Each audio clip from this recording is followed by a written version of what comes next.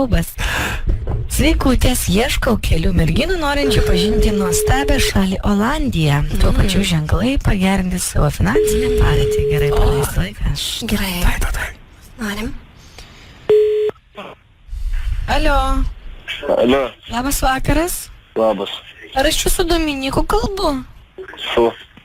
Aš perskaičiau skelbimą, kad ieškot kelių merginų pažinti Olandiją. Taip. Aš nesu buvus. Ir aš. Ir manau, mes dviesi čia. Tu man atsiūs savo numerį, aš to perskambinsiu ir tai dabar nelabai galiu kalbėti. Tai kad aš gal nelabai čia nepažįstamiems skambinsiu ar duosiu numerį, bet aš norėčiau paklausti, o kas čia yra? Kas čia yra? Jo. Sakau, dabar negaliu kalbėti, rytoj galim pasiskambinti. Nu, tai Kelintą valandą man paskambint? Kaip sakai? Kelintą valandą man paskambint? Apie pietus. O vakare, aš žinau, kasdieną dirbu. Vakare, nu tada vakare, bet ne vėlai vakare. Ne vėlai, paskambinsiu kokią 6-7, gerai? Tvarkoj. Iki. Viso.